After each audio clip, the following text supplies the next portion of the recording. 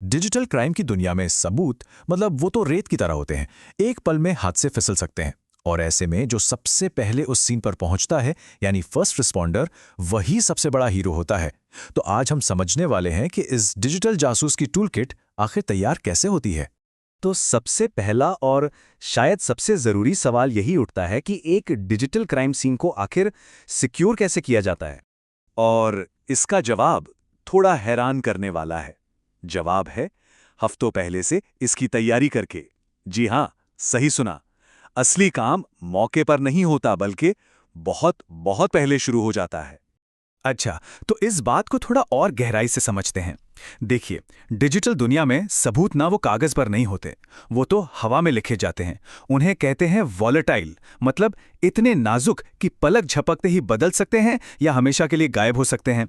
बिल्कुल वैसे जैसे कंप्यूटर बंद करते ही रैम से सारा डेटा उड़ जाता है, सब खत्म। और देखिए मामला कितना ज्यादा नाजुक है। सिर्फ एक गलत क्लिक, बस एक, और बूम, कोई मैलवेयर एक्टिवेट हो सकता है, डेटा में फेरबदल हो सकता है, या फिर वो क्रूशियल सबूत हमेशा के लिए मिट सकता है। इसीलिए कहते हैं कि फर्स्ट रिस्पॉन्डर का एक एक कदम पूरी जांच की दिशा तय कर देता है। तो फिर इसका प्रोफेशनल समाधान क्या है? जवाब है फर्स्ट रिस्पॉन्डर की टूलकिट। लेकिन एक मिनट, ये सिर्फ कुछ औजारों का डिब्बा नहीं है। नहीं, ये भरोसेमंद इंस्ट्रूमेंट्स का एक पूरा सेट है, जिन्हें खास तौर पर इसलिए तैयार किया जाता है ताकि जो भी सबूत इकट्ठा हों वो अदालत में टिक सकें। और जैसा कि हमारे सोर्स मटेरियल में भी साफ साफ कहा गया है, फर्स्ट रिस्पॉन्डर को क्राइम सीन से सबूत इस तरह इकट्ठा करने के लिए अच्छी तरह से तैयार होना चाहिए जो अदालत द्वारा स्वीकार किया जाए। मतलब पूरी कहानी का निचोड़ एक ही शब्द में है, कानूनी मान्यता। तो सवाल यह है कि यह भरोसा आता कहां से है? सोचिए, किसी भी टूल को असल क्राइम सीन पर इस्तेमाल करने से पहले उसे एक स्टेराइल यानी एक बिल्कुल साफ, एकदम कंट्रोल्ड माहौल में परखा जाता है। और इसी माहौल को कहते हैं टेस्ट बेड। यही है भरोसे की असली नींव। तो एक भरोसेमंद टेस्टबेड सिस्टम बनाने के लिए 5 बहुत जरूरी पड़ाव हैं। सबसे पहले ऑपरेटिंग सिस्टम की पहचान करना। फिर दूसरा कदम, मशीन को हर तरह के वायरस या मैलवेयर से पूरी तरह डिसइंफेक्ट करना। तीसरा, जो भी जरूरी सॉफ्टवेयर हैं उन्हें इंस्टॉल करना। चौथा, उसे लेटेस्ट अपडेट्स और पैचेस से लैस करना। और आखिर में 5वां कदम, एक हैश कंप्यूट करना। अच्छा, तो ये कदम असल में काम कैसे करते हैं? चलिए देखते हैं।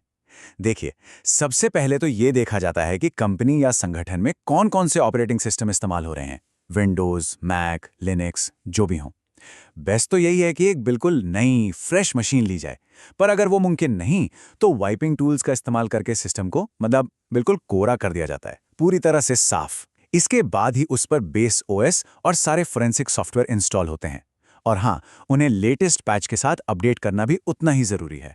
अभी हैश शब्द का जिक्र हुआ था, है ना? तो ये हैश आखिर है क्या? इसे ऐसे समझिए, ये एक यूनिक डिजिटल फिंगरप्रिंट है। इसका काम ये पक्का करना है कि किसी भी फाइल या कह लीजिए पूरे के पूरे सिस्टम के साथ कोई छेड़खानी तो नहीं हुई है।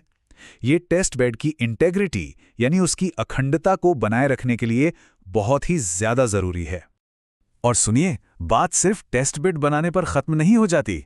नहीं, इसका हर एक हिस्सा, एक एक पुर्जा, सब कुछ डॉक्यूमेंट किया जाता है। जैसे ऑपरेटिंग सिस्टम का नाम और वर्जन क्या है, कौन कौन से एप्लीकेशंस और पैच इंस्टॉल्ड हैं, हार्डवेयर की पूरी लिस्ट, और सबसे जरूरी उस टेस्ट बेड की यूनिक हैश वैल्यू। जरा सोचिए, अगर एक छोटी सी भी जानकारी छूट गई ना तो कोर्ट में उसकी क्रेडिबिलिटी पर ही सवाल उठ जाएगा। ठीक है, तो अब हमारा टेस्ट बेड तैयार है। अब आते हैं अगले स्टेप पर। अब बारी है टूलकिट का हिस्सा बनने वाले हर एक टूल को डॉक्यूमेंट करने की, ताकि अदालत में उनकी स्वीकार्यता पर कोई उंगली न उठा सके। तो हर टूल के लिए कुछ चीजें डॉक्यूमेंट करना बहुत जरूरी होता है। पहली चीज, टूल का सोर्स क्या है, मतलब उसे कहां से लिया गया है, ये साबित करने के लिए कि वो एक भरोसेमंद जगह से आया है।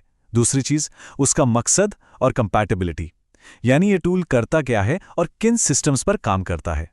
और आखिर में उसकी निर्भरता और प्रभाव, मतलब उसे चलाने के लिए क्या क्या चाहिए और वो सिस्टम पर क्या असर डालता है। सोचिए, अगर टूल किसी भरोसेमंद सोर्स से नहीं है तो डिफेंस का वकील तो बड़ी आसानी से उस पर सवाल खड़ा कर देगा। और फिर आता है फाइनल और शायद सबसे जरूरी कदम। हर एक टूल को उस एकदम साफ सुथरे टेस्ट बेड में डालकर अच्छी तरह से परखा जाता है। इससे उसके परफॉर्मेंस और आउटपुट दोनों की जांच हो जाती है ये एक तरह से फाइनल चेक है, ये पक्का करने के लिए कि जब असल मौके पर जरूरत पड़ेगी तो टूल बिल्कुल वैसा ही काम करेगा जैसा उससे उम्मीद की जाती है। तो ठीक है, हमने ये तो देख लिया कि क्या क्या करना है, पर उतना ही जरूरी ये जानना भी है कि क्या बिल्कुल नहीं करना है। तो चलिए अब कुछ ऐसी बड़ी गलतियों पर नजर डालते हैं जो पूरा का पूरा केस बिगाड़ सकती हैं। अब आते हैं उन गलतियों पर जो भूल कर भी नहीं करनी है। सबसे पहली और सबसे बड़ी गलती, मशीन को कभी भी रीबूट या शटडाउन नहीं करना है। क्यों? क्योंकि ऐसा करते ही जो वॉलेटाइल मेमोरी होती है, मतलब वो टेम्परेरी मेमोरी, उसमें मौजूद सारे के सारे कीमती सबूत एक झटके में खत्म हो जाते हैं। और दूसरी गलती, सिस्टम के किसी भी हिस्से पर आंख बंद करके भरोसा मत कीजिए। क्या पता गलती से कोई ऐसा मैलवेयर ट्रिगर हो जाए जो सारा डेटा ही उड़ा दे। ये वो गलतियां हैं जो किसी भी जांच को शुरू होने से पहले ही खत्म कर सकती हैं। तो इस पूरी बातचीत का निचोड़ क्या है? यही कि डिजिटल फॉरेंसिक में तैयारी सिर्फ एक स्टेप नहीं है, ये तो एक कामयाब जांच की पूरी नींव है। अगर भरोसेमंद टूल्स और एक जांची परखी प्रक्रिया नहीं है तो इकट्ठा किए गए सबूतों की कोई कीमत नहीं रह जाती, वो बस बेकार है।